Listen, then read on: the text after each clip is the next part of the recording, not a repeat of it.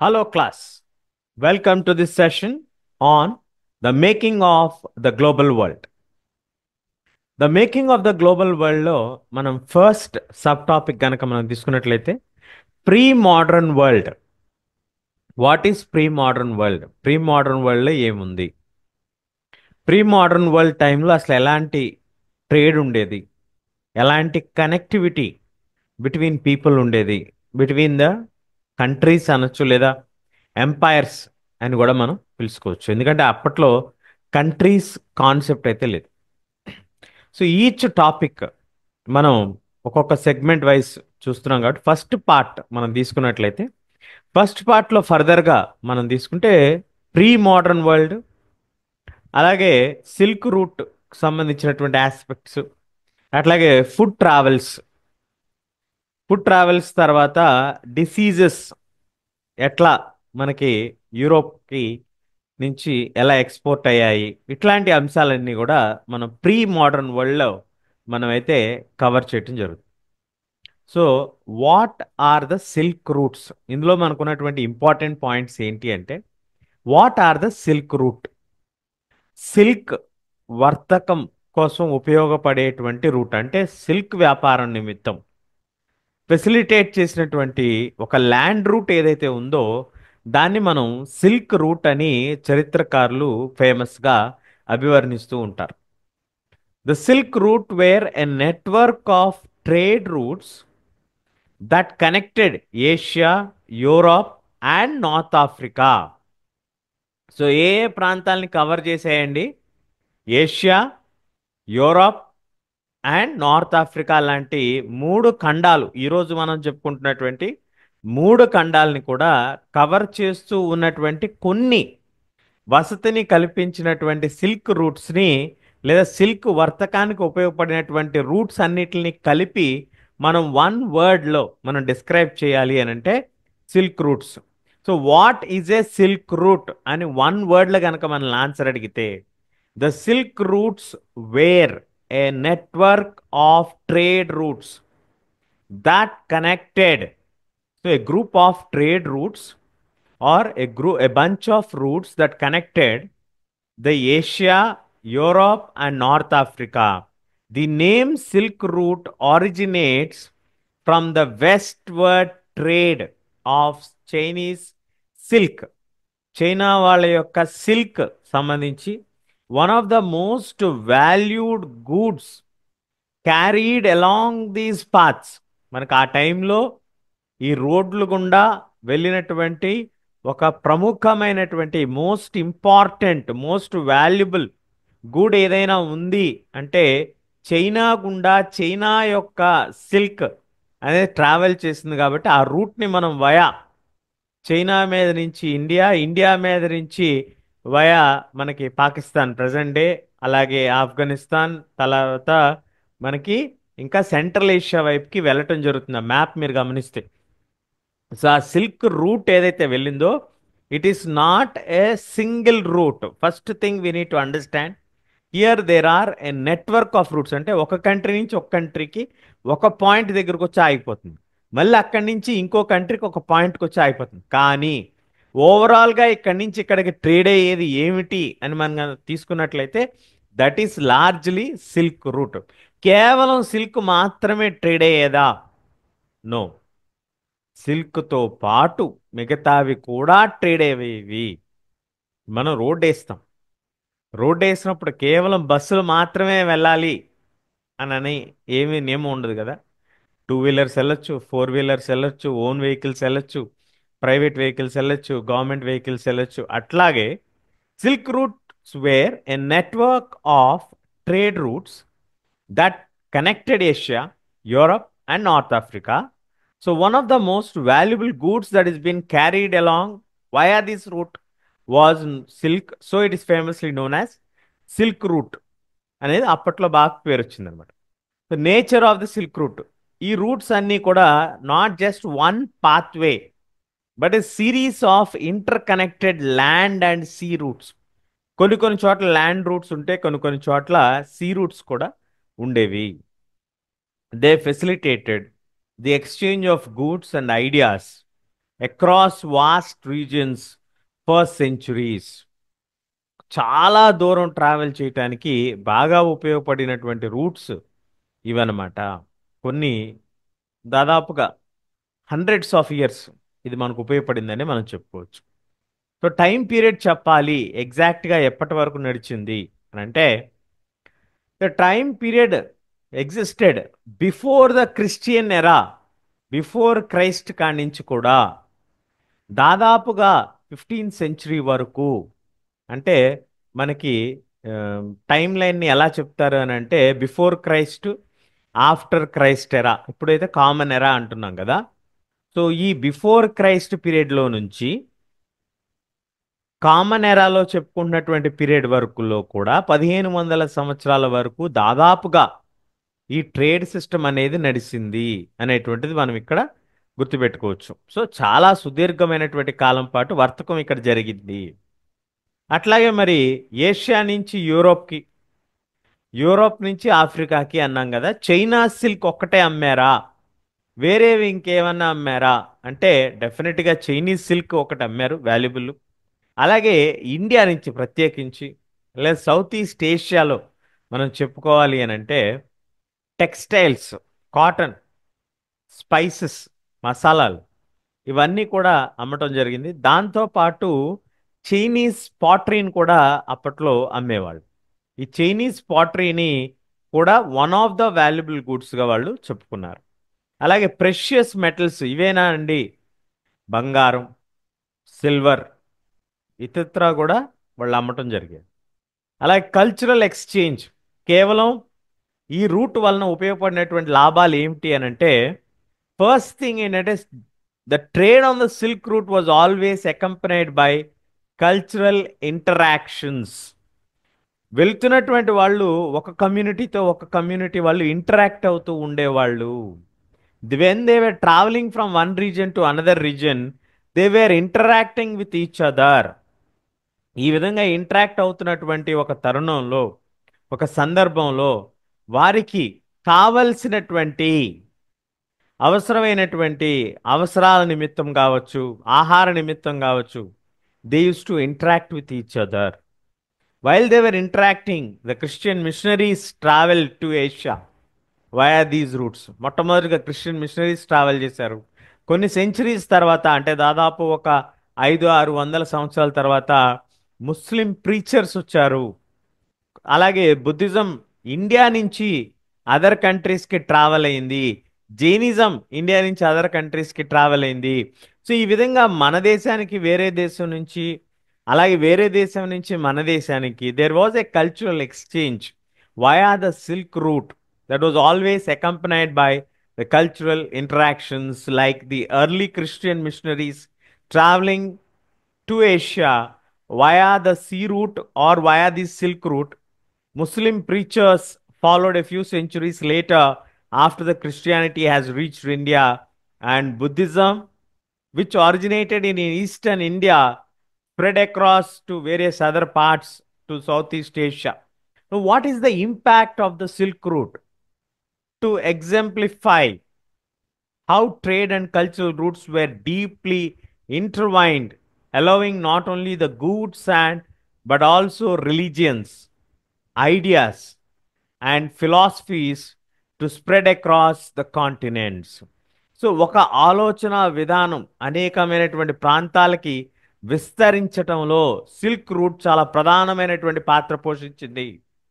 కేవలం వర్తకం, వ్యాపారం మాత్రమే కాదు, ఒకరి గురించి ఒకరికి తెలియటానికి కూడా ఇది బాగా ఉపయోగపడింది అనేటువంటిది మనం ఇక్కడ గుర్తుపెట్టుకోవాలి.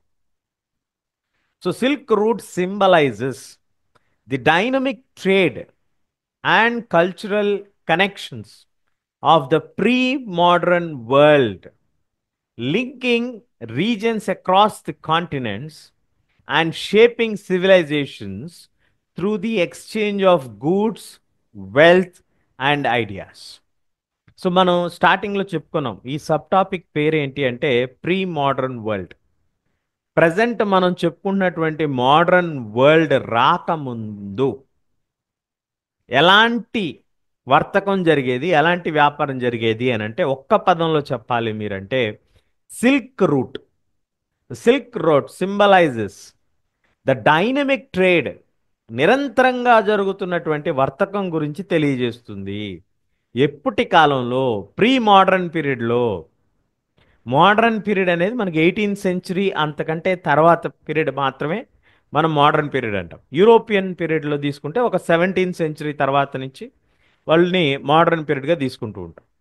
సో అటు తీసుకున్నా ఇటు తీసుకున్నా కూడా ప్రీ మోడర్న్, మోడర్న్ కంటే ముందు జరిగినటువంటి ట్రేడింగ్ పీరియడ్ని అంతటినీ కూడా మనం చెప్పాలి అని అంటే, when we study the silk route you get to know that there was an exchange of goods, wealth, ideas, religious, so different things అనేది మనకి అర్థం. సో ప్రీ మోడర్న్ వరల్డ్లో మనకి ట్రేడ్ లేదా, ఉంది, ట్రేడింగ్ ఉంది, డిఫరెంట్ వేస్లో ట్రేడింగ్ జరిగేది, డిఫరెంట్ వస్తువులు ట్రేడింగ్ జరిగేవి, ఇవన్నీ కూడా మనకి ప్రీ మోడర్న్ పీరియడ్లో జరిగింది. మరి how did the food act as a medium of cultural exchange, లేదా ఫుడ్ ట్రావెల్స్ అని అంటాం మనం. ఈ ఫుడ్ ట్రావెల్స్లో ఎట్లా జరిగింది ఏంటి అనేది కూడా మనం తీసుకుంటే, that is the second sub topic. So traders and travellers have historically introduced new crops and food items to different regions, showcasing the interconnectedness of societies even in the pre-modern period. So మనం already తెలుసుకున్నాం, చదువుకున్నాం, pre modern పీరియడ్లో కూడా వివిధ empires మధ్య, వివిధ ఖండాలకు సంబంధించినటువంటి వర్తకం అనేది జరుగుతూ ఉండేది. అంటే డిఫరెంట్ డిస్టెంట్ ప్లేసెస్ మధ్య కూడా ట్రేడ్ అనేది నడిచేది. ఈ ట్రేడ్ అనేది నడుస్తున్నటువంటి సందర్భంలో కొత్త రకమైనటువంటి పంటల్ని, కొత్త రకమైనటువంటి ఫుడ్ ఐటమ్స్ని వాళ్ళు ఇక్కడికి తీసుకురావటం కానీ, ఇక్కడి నుంచి వేరే చోటకి తీసుకెళ్ళటం కానీ జరిగేది. దానికి మనం చెప్పుకోవాలి అని అంటే, మనం ఈరోజు మనం తీసుకున్నటువంటి మోస్ట్ ఆఫ్ ద క్యూజిన్స్, అంటే food that are now staple in various cuisines often have origins far off places that were most associated with today. ఎక్కడైతే మనం ఈరోజు ఫేమస్గా చెప్పుకుంటున్నామో అలాంటి ఫుడ్స్ అన్నీ కూడా ఒకప్పుడు ఆ ప్రాంతంలో లేవు, ఆ ప్రాంతం వారికి తెలియదు, వేరే వాళ్ళు ఎవరో కూడా తీసుకొచ్చి వాళ్ళకి ఇంట్రడ్యూస్ చేసి ఉన్నారు అనేటువంటి చరిత్ర కూడా మనకి తెలుస్తుంది అనేటువంటి అంశాన్ని మనం ఇక్కడ చూసుకోవచ్చు. సో ఆ విధంగా మనం ఒక ఎగ్జాంపుల్ తీసుకోవాలి అని అంటే, స్పగెట్టి. స్పగెట్టి ఆర్ నూడిల్స్. మీలో చాలామంది నూడిల్స్ తింటూ ఉంటారేమో కదా. సో స్పగెట్టి అండ్ నూడిల్స్ అని ఏదైతే మనం చెప్పుకుంటున్నామో, it is believed that noodles originated in China and travelled westward, evolving into spaghetti in Italy. ఏదైతే మనం ఇటాలియన్ ఫుడ్ స్పగెట్టి అని చెప్పుకుంటున్నామో అది యాక్చువల్గా చైనా వాళ్ళకి సంబంధించినటువంటి noodles. Alternatively Arab traders might have brought pasta to Sicily in 5th century. Similar foods were also known in Indian and Japan, showing how certain food types may have emerged independently or spread through cultural or trade routes. మనం ఈరోజు చెప్పుకుంటున్నటువంటి Italian pasta, Italian ఫుడ్స్గా మనం చెప్పుకున్నటువంటి spaghetti, pasta అనేవి అప్పట్లో అంటే silk రూట్ను వాడుకుంటున్నటువంటి సందర్భంలో ఎవరైతే మనకి ఆ ట్రేడ్ రూట్స్ ద్వారా ఆహారాన్ని తీసుకెళ్లారో వాళ్ళు ఈ ఫుడ్స్ని ఆ ఏరియాకి ఇంట్రడ్యూస్ చేశారు అనేటువంటి ఆధారాలు మనకి తెలుస్తున్నాయి. అలాగే కొలంబియన్ ఎక్స్చేంజ్ కనుక మనం తీసుకున్నట్లయితే, ఉదాహరణకి ఈరోజు మనకి ఏషియాలో, యూరోప్లో most of the today's common foods until Christopher Columbus voyage to America in 1492, potato, soya, groundnut, maize, tomatoes, chillies, sweet potatoes, ఇవన్నీ కూడా they have originated in America and later they were brought and introduce to the rest of the world. మనం ఈరోజు మనం వాడుకునేటువంటి టమాటాలు, chillies అంటే మిర్చి, అలాగే ground nuts, అలాగే సోయా దుంపలు, ఇవన్నీ కూడా మనకి యుఎస్ నుంచి తీసుకొచ్చారు అనేటువంటి ఆధారాలు కూడా ఉన్నాయి. పొటాటోస్ మనకి ఎంత డైట్లో రెవల్యూషన్ తీసుకొచ్చినాయి అంటే మనకి ఎకానమీలో కానీ అగ్రికల్చర్లో కానీ పొటాటోస్ యూరోప్కి సంబంధించి ఒక చిన్న కేస్ స్టడీ మనకి ఇందులో డిస్కస్ చేస్తారు. ఐరిష్ పొటాటో ఫెమైన్ అనేటువంటి కాన్సెప్ట్లో మిమ్మల్ని అడిగితే మీరు రాయాల్సిన ఆస్పెక్ట్ ఏంటంటే potatoes became staple food for Europe's poor, especially ఎందుకంటే దాంట్లో హై కార్బోహైడ్రేట్స్ ఉంటాయి, అలాగే న్యూట్రిషన్ లెవెల్స్ ఉంటాయి, లైఫ్ ఎక్స్పెక్టెన్సీ అనేది ఎక్కువ ఉంటుంది ఎప్పుడైతే మీరు పొటాటో తీసుకుంటారు. Dependence on potatoes had risk as seen during the Irish potato famine the mid 1840s. 1840స్లో ఈ స్టార్వేషన్ జరిగింది, ఆహారం కొరత కనిపించింది వాళ్ళకి. పొటాటోస్కి డిసీజ్ వచ్చిందనమాట. అంటే యాక్చువల్గా వీళ్ళు ఏమి కావాలని క్రియేట్ చేసింది కాదు, ఆ పొటాటోస్కి సంబంధించి ఏదో పురుగు పట్టి పొటాటోస్ అన్నీ కూడా ఇదైపోయాయి. దానివల్ల ఆహారం దొరక్క కొన్ని వందల మంది, killing hundreds of thousands of the Irish population, which is famously known as the Irish potato famine. So potato కరువు అని అంటాం మనం తెలుగులో. చెప్పుకోవాలి అని అంటే పొటాటో కరువు అని అనొచ్చు.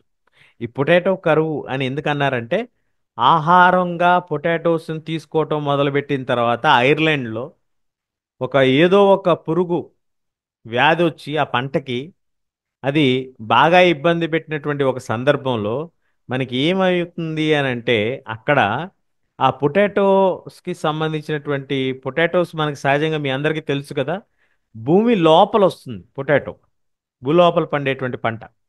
ఆ లోపల ఉన్నటువంటి పంటను తినేయటంతో ఆహార ధాన్యాల యొక్క కొరత వచ్చింది వాళ్ళకి. ఆ కొరతతో కొన్ని వేల మంది చనిపోయారు అనేటువంటిది ఐరిష్ పొటాటో ఫెమైన్ యొక్క కథ. అలాగే మనకు దీని ద్వారా తెలుస్తుంది ఏంటంటే food history reveals the deep connections between societies and transformative impact of cultural exchange. So foods యొక్క ఎక్స్చేంజ్ అనేది మనకి సొసైటీస్ మధ్య ఎంత డీప్ రిలేషన్స్ ఉండేవి అనేటువంటిది మనకు తెలుస్తుంది. ఉదాహరణగా మనం చెప్పుకోవాలంటే spaghetti, potato, maize, how global interactions shape the diets and civilizations often influencing life and death అనేది మనకి అర్థమవుతుంది. అలాగే థర్డ్ కాన్సెప్ట్ మనం తీసుకున్నట్లయితే మనం చూడబోతున్నటువంటి థర్డ్ సబ్ టాపిక్ వచ్చి యూరోపియన్ కాంక్వెస్ట్ అండ్ గ్లోబలైజేషన్. దీంట్లో భాగంగా మనకి షార్క్, ద వరల్డ్ ష్రాంక్ అనేటువంటి వర్డ్ ఉంది, ష్రాంక్.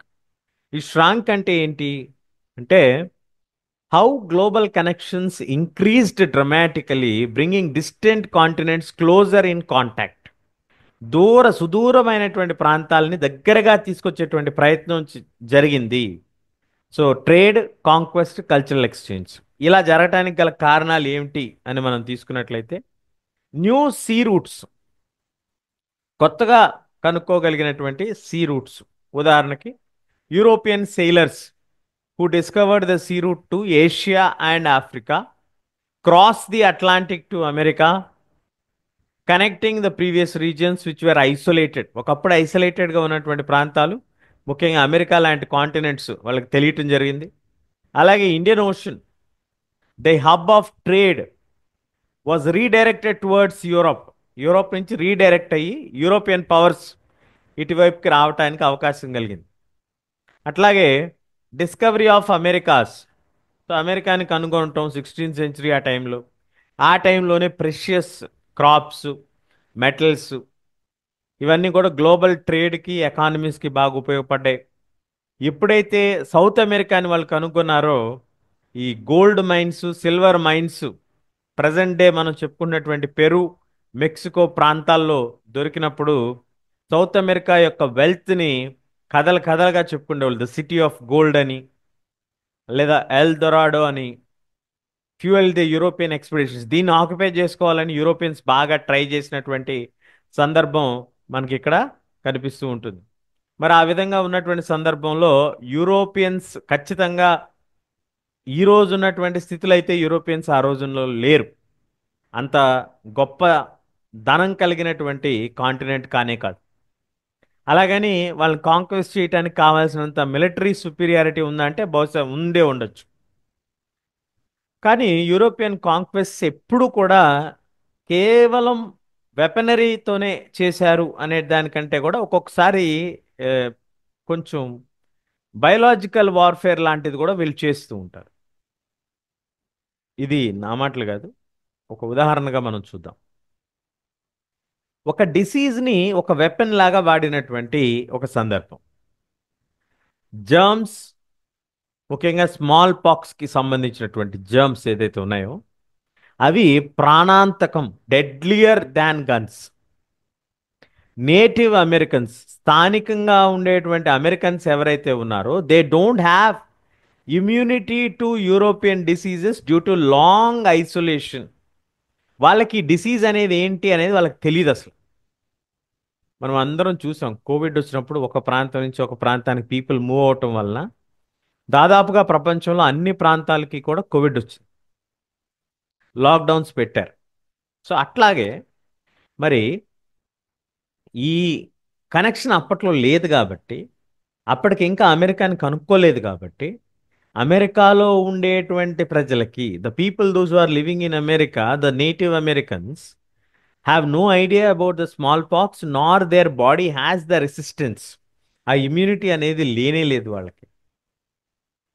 ఆ ఇమ్యూనిటీ అనేది లేకపోవటం వలన స్మాల్ పాక్స్ ఎప్పుడైతే స్ప్రెడ్ అయిందో, యూరోపియన్ ఎక్స్ప్లోరర్స్ తీసుకొచ్చి ఆ డిసీజ్ని అక్కడ ఇంట్రడ్యూస్ చేసినప్పుడు యూరోపియన్ ఎక్స్ప్లోరర్స్కి ఏమీ అవ్వలేదు.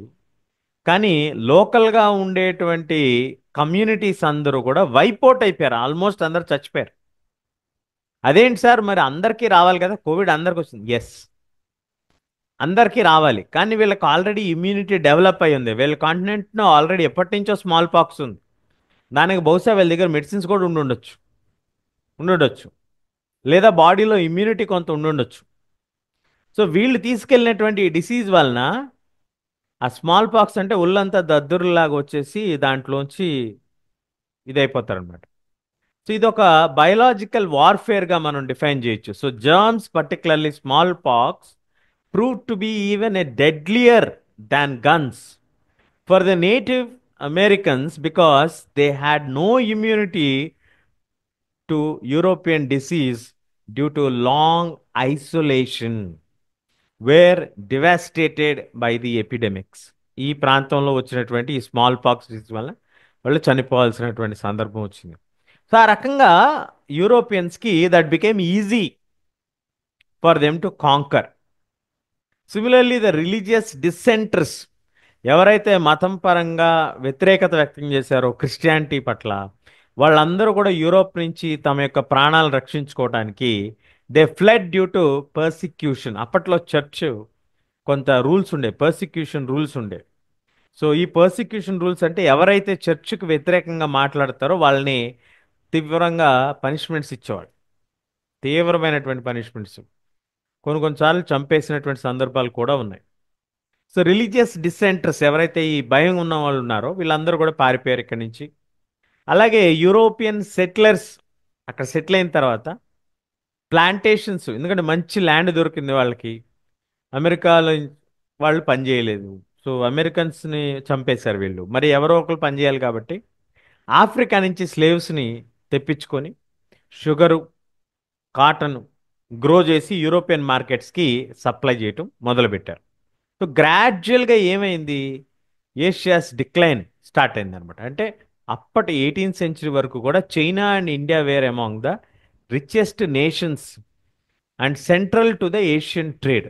ఏషియా అనగానే ఇండియా చైనా, ట్రేడ్ అంటే ఇండియా చైనా. ఏషియాలో రిచ్ కంట్రీస్ అంటే ఇండియా చైనా. ఎప్పటి వరకు, 18th సెంచరీ వరకు. 15th సెంచరీ కాడి నుంచి China restricted overseas trade and became more isolated. 16th century మొదట్లో వాళ్ళు క్లియర్గా నో చెప్పారు ఫారెన్ ట్రేడ్కి, మన వాళ్ళు వెల్కమ్ చేశారు. తర్వాత పరిణామాలంతా కూడా మీకు తెలుసు హిస్టరీలో. యూరోపియన్స్, ఈ లోపు వచ్చినటువంటి యూరోపియన్స్, అమెరికన్స్, అదర్స్ అందరూ కూడా గ్లోబల్ ట్రేడర్స్గా ఎస్టాబ్లిష్ అయ్యారు. సో 1500s ఎప్పుడైతే సీ రూట్స్ డిస్కవరీ జరిగిందో, ఎప్పుడైతే వాళ్ళు కొత్త డిసీజెస్ని యూజ్ చేసి అదర్ కంట్రీస్ని కాలనైజ్ చేయడం మొదలుపెట్టారో, it saw it as a turning point in the world history as new sea routes connected the distant places, facilitating the exchange of goods, diseases, and ideas. The Americas' discovery, European conquests, and the shifts in trade patterns fundamentally altered the global dynamics, shrinking the world into a more interconnected system. ఈ రకంగా మనకి వర్తకం అనేది చాలా common ఆస్పెక్ట్గా తయారైపోయింది, inter connected రీజన్స్గా మారిపోయింది అనేటువంటిది మీరు ఇక్కడ క్లియర్గా గమనించవచ్చు. టెక్స్ట్ బుక్లో ఉన్నటువంటి దాదాపుగా అన్ని కీ పాయింట్స్ని మనం సింప్లిఫై చేసి as easy as you can understand మనం ప్రజెంట్ చేసే ప్రయత్నం చేసాం. సో ఇందులో భాగంగా మనం కనుక తీసుకున్నట్లయితే ఫస్ట్ మనం డిస్కస్ చేసుకున్నటువంటిది మీకు చూపిస్తాను. మనం డిస్కస్ చేసుకుంటున్నటువంటి సిల్క్ రూట్ అంటే ఏంటి, గ్లోబలైజేషన్ అంటే ఏంటి, ప్రీ మోడర్న్ పీరియడ్ ఎప్పుడు జరిగింది, అందులో ప్రధానమైనటువంటి అంశాలు ఏంటి. అదేవిధంగా మనం తీసుకున్నట్లయితే మనకి నెక్స్ట్ ఆస్పెక్ట్లో మనకి ఫుడ్ ట్రావెల్స్ ఎట్లా జరిగాయి, స్పగెటీ, నూడిల్స్, పొటాటోస్, ఐరిష్ ఫెమైన్, ఇవి మనం గుర్తుపెట్టుకోవాలి. నెక్స్ట్ మనకి థర్డ్ ఆస్పెక్ట్లో మనం చూసింది small pox, Irish potato famine, అలాగే స్మాల్ పాక్స్ డిసీజెస్. దీనికి సంబంధించి జనరల్గా మనకి క్వశ్చన్స్ అనేవి వస్తూ ఉంటాయి బోర్డ్ ఎగ్జామ్లో. ఇది మీకు బోర్డ్ ఎగ్జామ్లో కూడా ఉన్నటువంటి పోర్షన్, అందుకే ఈ పార్ట్ వరకు నేను సపరేట్గా చేస్తున్నాను. ఇది బోర్డ్ ఎగ్జామ్ కూడా ఉపయోగపడుతుంది. రిమైనింగ్ పార్ట్స్ అంటే సెకండ్ సబ్ టాపిక్ కాడి నుంచి మనకి ఏదైతే టాపిక్స్ ఉన్నాయో అవి కేవలం ఇంటర్నల్ అసెస్మెంట్కి మాత్రమే కండక్ట్ చేయబడతాయి. అంటే మీ స్కూల్లో జరిగేటువంటి ఎగ్జామ్ మాత్రమే మీకు తీసుకోబడుతుంది. కాబట్టి దానికి సంబంధించి మనం నెక్స్ట్ మాడ్యూల్స్ షేర్ చేయడం జరుగుతుంది. అదంతా కూడా ఒక మాడ్యూల్గా మీకు ప్రజెంట్ చేస్తాను. So when ever you want to refer for the exam from CBSE examination point of view, you can use this one as a reference point. Thank you. Bye bye.